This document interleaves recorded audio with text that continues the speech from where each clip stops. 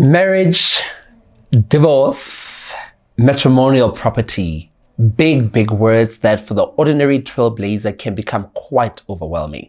In today's conversation, I've been wanting to have this guest on my podcast so that we can unpack everything: marital contracts, what happens when you get divorced, should I get married in community of property or not, or should I stay single like the rest of us? Hi guys, welcome to Money Adventures with TK. If you're new to the channel, my name is Tukiso TK Ntebe, and on this channel I bring you fresh content on anything personal finance and business related content. So without wasting any more time, my guest this afternoon is an admitted advocate of the courts of law in Lesotho, who is also very passionate about legal research, litigation, monitoring, and evaluation. And she's currently a representative of Young Lesotho Lawyer Society Committee. And of course, she's interested in teaching communities and officers about the laws that regulate gender-based violence. So I won't tell you, she'll introduce herself. So beautiful lady, welcome to Money Adventures with TK. So first and foremost, tell the ordinary person who you are outside of all these accolades that I just mentioned. Thank you so much, TK, for having me. Well, I'm a highly experienced litigant who is passionate about family law. I'll tell you why I'm so passionate about family law. Well, my legal career began in 2019, instantly after I obtained my LLB at the National University of Lesotho Faculty of Law. Well, initially, I was a criminal defense lawyer. And luckily enough, I was afforded an opportunity by an international non-governmental organization, usually referred to as WILSA, Women in Law in Southern Africa Research Trust. Yes. Those women inspired the love that was already hidden within me, the passion for family law. My role at the Women in Law in Southern Africa Research Trust was, amongst others, a family lawyer and a capacity builder. Yes, and they even gave me an opportunity to represent them in a project referred to as KB. It's a project funded by the American government through USAID and PEPFAR. So it deals predominantly with prevention and post-care services for violence against children and gender-based violence. So in a nutshell, Advocate Lerato Khutlang is this dynamite who's passionate about family law, yes, and human rights protection. I love the energy. Thank you. Advocate Lerato, I'm going to call you Lerato because I do respect the title and it's a big thing. Thank you. But the one thing that when I was doing my research, and you come very highly recommended. Thank so you. Well done to you, the work that you're doing. And I mean, beyond, over and above everything else, you've got a very impressive resume. Okay, so what I want you to share a bit about the work that you're doing through My Sister's Keepers movement and the International Extreme Sport. Maybe touch a bit on, not a bit, tell us about the work that you do through those different organizations or platforms. Okay, thank you so much. Well, before I tell you about my role under the My Sister's Keepers movement project, firstly, I would like to give your viewers a brief background as to what is My Sister's Keepers movement to begin with. Well, My Sister's Keepers movement is a project funded by the American government through the US Embassy. Its mission is to eradicate and prevent gender-based violence through capacity building of stakeholders that are at the forefront of GBV prevention. So my role as an individual, I am a gender-based violence specialist, and my role is to capacitate those stakeholders. And so far, I've managed to capacitate the Lesotho Defense Force, the Lesotho Mounted Police Services, the Lesotho Correctional Services. Girl, you're working. Yes, and the Lesotho, the inmates, and the members of the Taxi Association, Bembadi Makolo Yabayit. Yes, and this project is implemented in Kuting, Leribe, and Maseru. Also, about my role under Lesotho, what's the question? International Extreme Sports. International Extreme Sport, yeah. Well, I'm actually a co-founder of International Extreme Sports. International Extreme Sports is a company that I incorporated with the International Youth Olympic leader, namely Advocate Kope. We incorporated this company while we were in our third year of study at the Faculty of Law at the National University of Lesotho. Okay. So when we incorporated this company, well, we had actually enrolled for the BEDCO, Standard Bank, and LRA competition, the Bacha Entrepreneurship. Mind you, it was for graduates, and we were not graduates, but we decided to take a leap of faith. Gangster. Hey, unfortunately, we did not win. And learn something from experience. Absolutely. So that's when we decided, you know what, this is a good initiative. We might as well incorporate it into a company. So my role under International Extreme Sports, which trades as Lesotho Apogee Travel and which is registered as Mahagwe Sports and Travel Intelligence Unit, is that of providing legal advice to tourists. We ensure that tourists are well protected when they are in Lesotho. Their rights are protected and go to the last atom. Did you see my smile? Because I mean, I'm seeing the synergy. We're talking money, but now you start talking travel. So I'm thinking my other channel, Escapes with TK. I'm like, travel money. Oh, I love this. I love this. So, okay, amazing work that you're doing again. But this is Money Adventures podcast, and we talk about money amongst other things. So what would you say is your relationship with money? Money's my baby. That's the first positive, one of the first positive reviews that I've seen. Tell us a bit about that. Well, my perspective about money changed the moment after I read one of Robert Kiyosaki's literature, particularly Rich Dad and Poor Dad. Yes, the famous one. Yes. So after reading that book, I formed this perspective that money is neutral. You can buy assets and liabilities with it. Initially, I thought money was just an asset. Sure. But then when I read that book, I formed a different perspective altogether. Because I realized that even though you may have money as an asset, you may end up buying liabilities. And some people end up buying liabilities thinking that they are buying assets. I'm going to make a typical example of the majority of middle class people. They have, well, okay.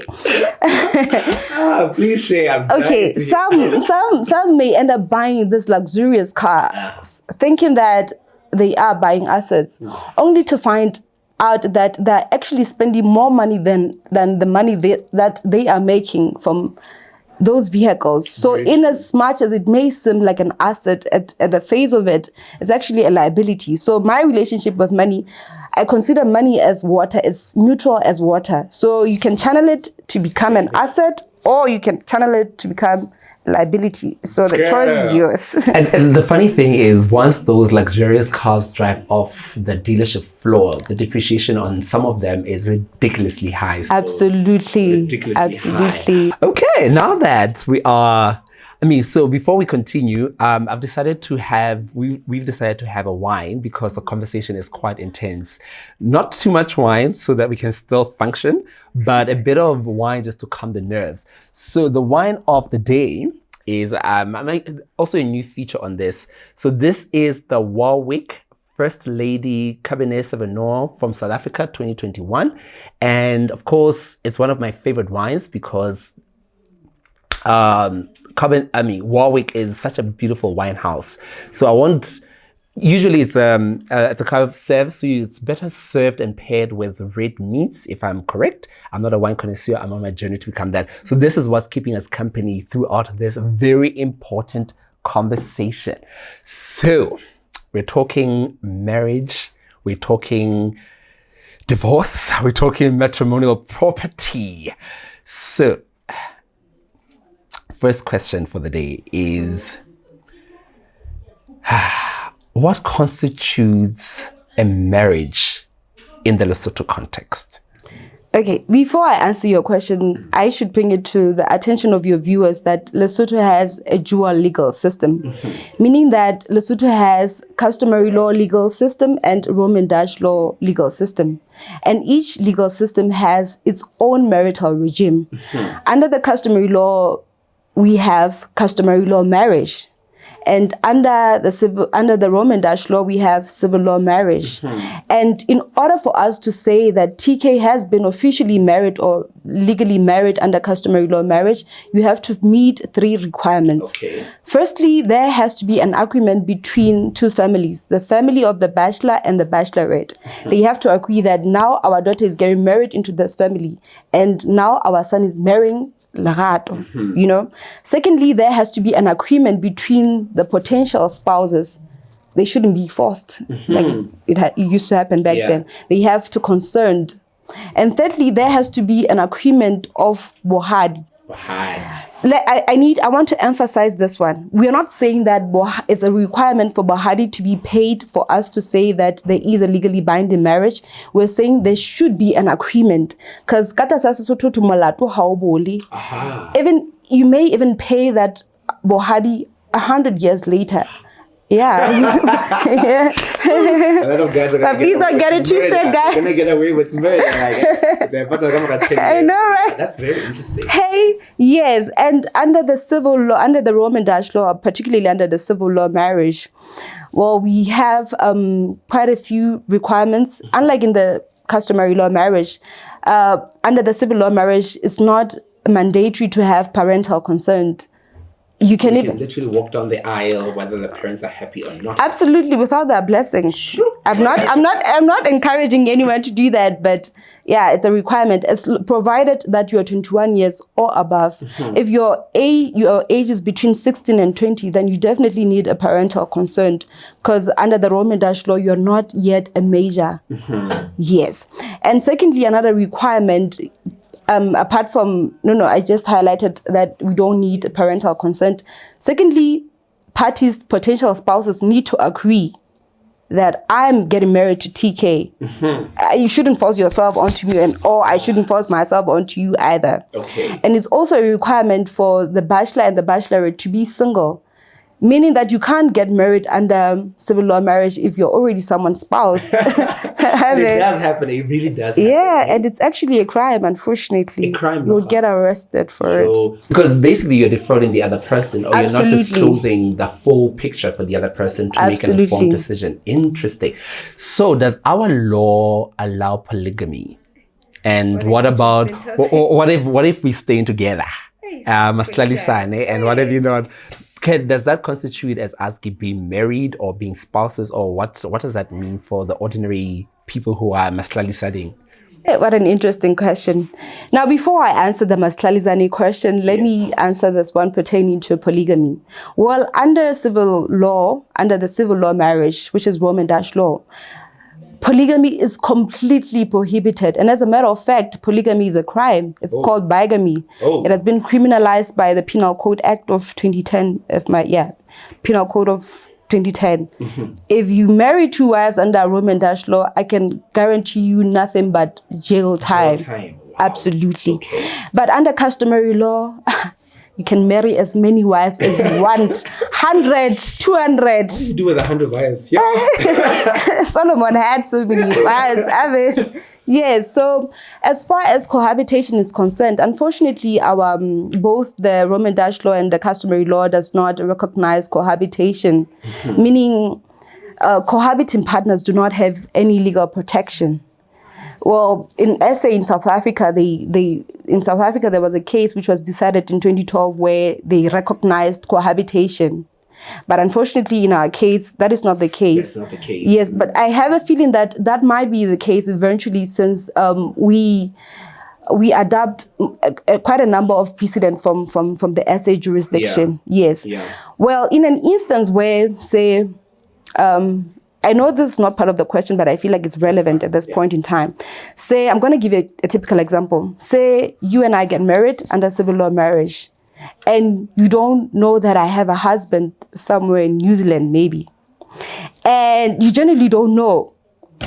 Later on, say, unfortunately, God forbid, I die. And when you're busy claiming my insurance and somebody tells you, no, your marriage is invalid. Your marriage with Lerato is invalid because at the time you married Lerato, Lerato had a lawfully wedded husband. So he's entitled to all the things that I would be claiming. Absolutely. But you can plead universal partnership. You can say to the court that I genuinely did not know that Lerato was married. And that time Lerato is gone. You're like, how dare you? How dare you? Yes. Sure. Interesting. So just like you mentioned, there's a TK and a Lerato who are probably thinking they want to say, I do walk down the aisle in December. TK is probably nervous about the proposal so that he's saved up for the engagement ring and the likes. But the one conversation they want to have before all of this happens is, what contract are we getting married under? So maybe talk us through the different marital contracts with a particular focus on getting married in community of property or the antenuptial contract. Okay. Well, like I indicated earlier, we have two types of marriages in Lesotho, which is the customary law marriage and the Roman Dutch law marriage, which is civil law marriage. And the civil law marriage is divided into two marital regimes, which is marriage, civil law marriage in community of property, and civil law marriage out of community of property. And this civil law marriage out of community of property is further divided into other subcategories, which is civil law marriage out of community of property with accruals and without accruals. Now, without any further ado, please allow me to dwell to cast more light onto the issue of civil law marriage in community of property. That one is simple. It's common. Yeah. So basically, when you're married under civil law marriage in community of property, it means what's mine is yours. And what's mine? So this also includes the debts. Absolutely. It means that both spouses are jointly liable to the liabilities and they jointly own the assets, provided that each has an equal share of 50% and the other has an equal share of 50%. So in the event where parties have been married under civil law marriage out of community of property with accruals, this means that parties the property that they acquired as the bachelor and the bachelorette will not form part of the joint estate. In an event where, say, you and I get married and you have a BMW and I have a Mercedes-Benz before we get married, right? When we get married, that BMW and the Mercedes-Benz is not going to constitute part of the matrimonial estate. Rather, when we get married and say when we are now married, we buy a Fortuner. That Fortuner will be ours equally. Okay. Now that's the case where we're talking about marriage in out of community of property with accruals. We only exclude the property that was acquired prior the marital so if agreement. I understand you correctly, yes. I have the BMW, yes. it'll probably be an Audi. Yes. You have the Mercedes. Yes. We get married and then we buy a Fortuner. Yes. So my BMW remains mine. Yes. Your Mercedes remains yours. Yes. But the Fortuner is ours under that. Absolutely. Antenuptial, but with accrual. Absolutely. Okay, cool. Absolutely. We're on the same page. Absolutely. But when it comes to antenuptial agreement without accruals, it means that you and I will never share property nor liabilities ever. Your Mercedes-Benz or my Audi. Your Audi will forever be yours. My Mercedes will forever be mine, and that Fortuner will either be mine or yours. It depends whoever bought it. And absolutely. Meaning that in a nutshell, antenuptial agreement without accruals, the spouses will never share property, whether they're happy or not, or whether one gave the other a full body massage or not. They'll never share property. Sure. And just out of interest, how popular is the antenuptial without accrual in the Lesotho context? Well, it's not so popular. you know, Lesotho, a majority of Basotho are Christians. And according to the laws of, like, the Christian laws, when parties get married, they consider themselves as one and they share... they share whatever, they share their assets and liabilities equally. So the marital regime, the marriage, civil law marriage out of community of property without accruals, it's so not popular in Lesotho. Not very popular. Absolutely. It's not very popular. Absolutely. And talking about that not being popular, I love the Twitter space that you had with Dora from Kenya and Rita from Nigeria, yes. where you guys were discussing marriage, divorce, and marital property. Okay, so there's one view that you shared, particularly when it comes to prenuptial agreements with accrual and without accrual, basically prenuptial agreements. And you mentioned that the perception genuinely is, when I'm thinking of getting married, ANC, and prenuptial contract, is the other person is either a gold digger or secondly, the other person is either in this marriage half-heartedly or they're planning to escape. See how I use the word escape. So what are your views on ANC following from that it is a podcast, that Twitter space, which I'll obviously also link in this particular video? Oh, what an interesting discussion that was. Well, if my recollection serves me well, my perspective that I shared during that Twitter space was that we have this third narrative in Lesotho that if if you're marrying, in fact, let me put it this way. We have this third narrative where we think that people who get married in under community of property are not, they genuinely love each other and they're not even intending to escape or to do anything deceitful. Yes. Yeah. But personally, I would advise, or rather I prefer marriage, a civil law marriage out of community of property, because when you get married in community of property, it's like you're putting your eggs in one basket. Sure. You know? And you don't put your eggs in one basket. Never put your eggs in one basket, because if somebody trips while carrying that basket, you'll end up with nothing but shells. Sure. So when you say you and I get married out of community of property, if your property unfortunately gets bankrupt somewhere, say you're a forex trader and unfortunately you lose all of your money under forex trading, at least you have the share of my estate to survive on. Or in the event where you get bankrupt and the bank takes everything that you have, or where you are declared as an insolvent, you can still have my property to rely on. But in the event where we have put our eggs in one basket, if it literally is gone. If everything hits the fan, if something hits the fan, then we are doomed, because we won't have that portion of the estate that will rescue the matrimonial estate. And I'm thinking, as you are speaking about this, there's also, you are working in corporate or you are employed somewhere, and I'm running a business.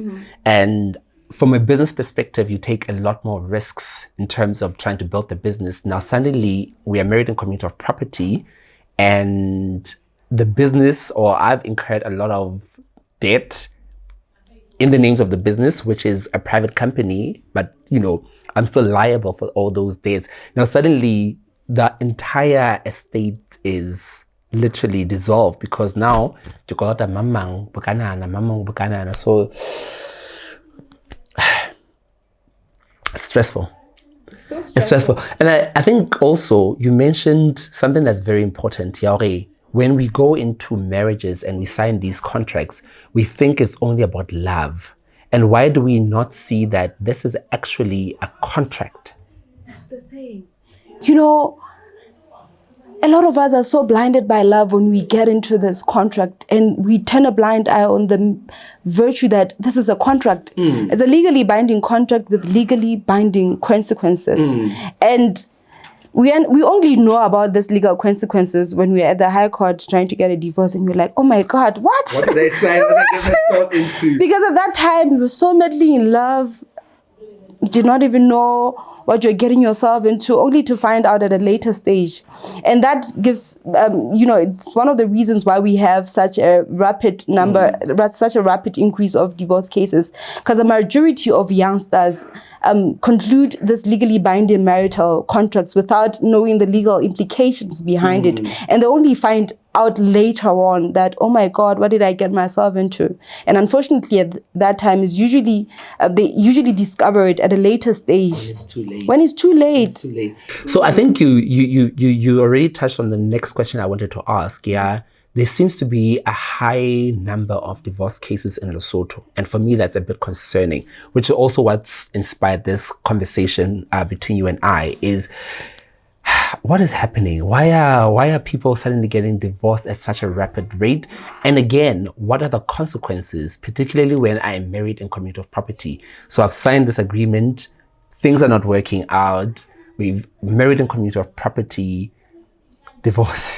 What are the consequences of divorce and what's happening in the country currently? Yeah, you're absolutely right. We have quite a number of divorce cases, and luckily enough, today is a Wednesday. We have divorce cases I had on a Wednesday. Oh. So right now, as we are speaking, people are cutting time. Yeah, some jolos are being cut currently. So, well, personally, I believe that we have quite a number of divorce cases because, like I said earlier, people don't know, they don't take time to learn about the marital regime that they are binding themselves to. And after they have already binded themselves to that particular marital regime, they then find out, oh no, this is not what I wanted. You know, I'm going to give you a typical example. In an event where we're married under a community of property and where you're working and I'm not, one of the requirements is that you're supposed to provide me with spousal maintenance. Yeah. And when you find out that, no, I have to give Lerato a certain portion of my changura for her to survive since we're married in community of property, then you start getting all hostile and you're like, no, this is my money. But how? But yours is mine. Absolutely. Absolutely. And that's when you start running to court wanting a divorce because you didn't know that. You didn't even take an initiative to know that at the time you were saying yes. Sure. So where people are married in community of property, when we divorce, at the event of the divorce, property is supposed to be divided equally. Yeah. The other spouse is supposed to take 50% and the other is supposed to take 50%. But in some jurisdictions, you may find out that some courts tend to look at which spouse contributed the most to the joint estate. And it's quite unfortunate to housewives because what we do as women, because we are nurturing and we're nurturing in nature, we'll be taking care of you, making sure that when you go to work, your shed is clean, you have lunchbox, absolutely, so that you can acquire money. But when at the end of the day, when we get divorced, then now TK is going to get a large portion of the estate because he's the one who contributed financially to the estate. And some courts turn a blind eye on the fact that TK and have made that money. Absolutely, it was because I helped you. And when you do come back from a hectic day at work as the guy, who soothes you, who motivates, who encourages you, so that emotional contribution is often overlooked. Absolutely, most courts turn a blind eye on that fact. Sure. They usually pay a sharp attention to the fact that they look at the spouse who contributed financially to the joint estate. And let me also highlight this point. I know it's not part of the question, but I feel like it's relevant. Yes. Yeah. In Lesotho, we have two grounds for divorce, which is divorce on the grounds of malicious deception and divorce on the ground of adultery. Oh, okay. Yes, where another spouse has been divorced on the grounds of adultery. Let me laugh. An adultery in Lesotho. Yeah, absolutely. Where you are an adulterous spouse, sometimes you may forfeit your share of the matrimonial estate. Sure. So for those cheating spouses, be careful, guys. If you want your property, be careful, because if you get caught, and also say in the event where it's so deep. And also let me highlight this point. Say you and I get married, right? And you find that I'm cheating you with a particular a colleague of mine. And after finding out that I am cheating on you with that particular person, we sleep together, then automatically you cannot approach the court and now seek divorce on the grounds of adultery. The court will say that you have condoned it. You slept with me knowing that I was cheating on you. So if somebody cheats on you and you decide to divorce them, don't even touch them. Rush to court before touching them. Sure. Because the moment you... Sure, that is there's a podcast on itself. Absolutely. Sure. And the second one was, so the first one is adultery and the second one is desertion. Desertion. Yeah. And also I remember, now that we're talking about consequences of divorce, in the event where we now have children, in particular minor children, the court also has to determine custody of those minor children. Now that we're going to live separately, who's going to live with those children? Each parent has a right to have access to their children. So in the event where we now live separately, one spouse will be given full custody, while the other one is just given reasonable access. And where you have been given full custody, I'm saying this because I've seen it happen a lot. Women, it's unfortunate that is done by us women. And that is not allowed under our law. Yeah. It's completely prohibited. Would you say it's because of the hurt from the divorce, because of their issues with their husband, that they now use the kids to control, or what would be some of the contributing factors? In my experience, that is usually the case. Because there's a sort of saying that says, when yes, we usually use children as the pawns for our matrimonial battle. And you end up like children who come from divorced families end up developing, although gradually, they end up developing this psychological trauma that usually affects them in the long run. Yes. And I would like to urge whoever is intending to get married, or whoever is already married who's intending to get divorced, that whenever you decide to end things with your spouse, please don't involve your kids. Don't involve the kids. Don't even involve them in your trauma. As hurt as you are, spare them the trauma. I think the second last question that I want to ask is, if I'm now married in community of property and I just listened to this podcast episode, I'm like, no, I should have actually been with the ANC with or without accrual. Am I able to change that, or am I tied to this contract that I've signed? Absolutely, you can change. You can change, but you have to convince the court about that. It usually the case. There's a particular case, I won't mention it, but there's a particular case that I can recall at the back of my mind where those two spouses were married in community of property, and unfortunately the other spouse was addicted to gambling. Sure. So he spent 90% of the matrimonial money on gambling. Sure. And he used to lose big time. Sure. And the wife was like, no. I can't continue. Is spending my money on your poker and, know. So that lady approached the court, the High Court in particular, and she sought her marriage to be converted from marriage in community of property to marriage out of community of property. Now, before that conversion, we have to separate the property first, because by virtue of you being married in community of property, it means that already your property is joined. Yeah. So we need to separate your assets and your liabilities before we separate, or rather before we convert your marital regime into that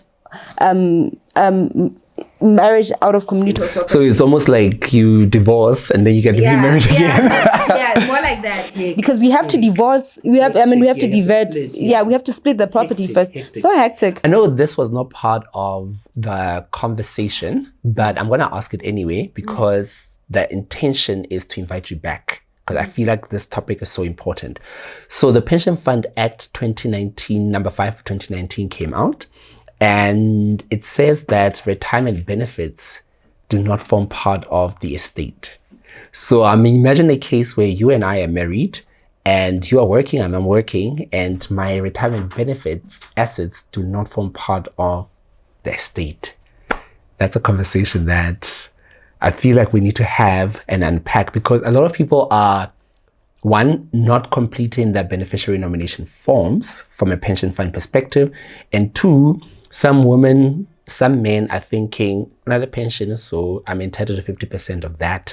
So that's a conversation that I feel like you and I need to unpack possibly bring somebody else from a pension law perspective to unpack. Absolutely. It would really be wise of us to bring someone from the pensions fund who's going to be, I feel like they'll be more knowledgeable about that aspect more than I am. Yeah. But in that event, I personally believe that is the greatest move ever. No, so I think we've reached the end of this episode. What are your closing remarks?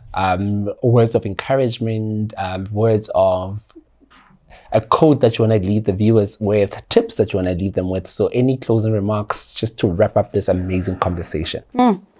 Thank you. Well, love is a beautiful thing, and marriage is also a beautiful thing. From my perspective as a Christian, I believe that marriage is a holy matrimony. So I urge all of your viewers, since this is quite a divine agreement, to take that time to learn about this agreement before they bind themselves into it, so that they know what they're getting themselves into, so that they maneuver around the types of marital regime they would want to be binded with. You know, take your time to know, okay, maybe I want to get married under customary law, or maybe I want to get married under civil law. You know, don't just go into it simply because you know, by speaking of which, I wish, let me make it as an assignment to your viewers. How tisa lenyalo? I know it's not part of the question, but I feel like it's important. Perfectly fine. Yes. Usually how to tisa lenyalo, kiba to ba people, spouses who were initially married under customary law marriage, and now they solemnize their marriage into a civil law marriage, right? And little do they know that when they do that, they're changing the whole picture of their marital regime. Sure. You know, and also apart from that, guys,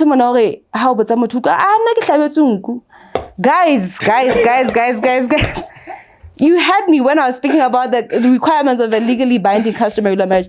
It's not a legally binding, it's not a requirement.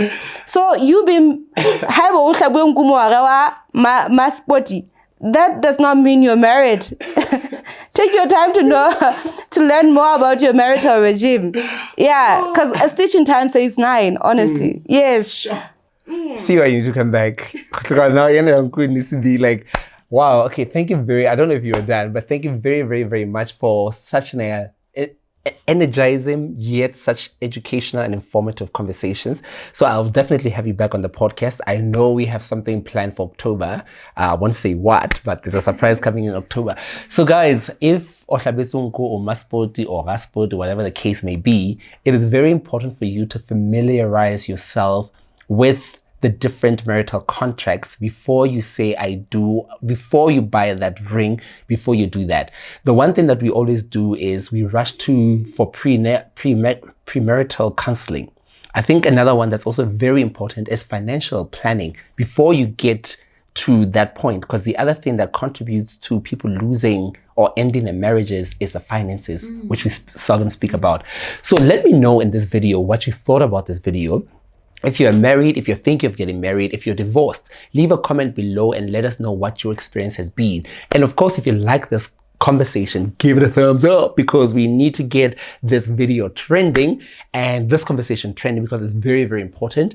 And then secondly, leave a comment below. I've mentioned that. We're trying to grow, guys. We're trying to grow. This beautiful aesthetic, these amazing guests need to be fed, collected, and all of that jazz. So we need the money. And how do we make the money? Well, if you subscribe, which is free, by the way, so hit that subscribe button, share it with family, friends, and let that community of trailblazers grow and become bigger. A big shout out to my guests. Thank you so much for being here. A big shout out to my crew, Matsusa Photography, and of course, myself. First, I'd like to thank myself for being so amazing. Anyway, guys, until the next video, love, peace, and money. Signing out. See you in the next video. Cheers. Thank you for a job well done.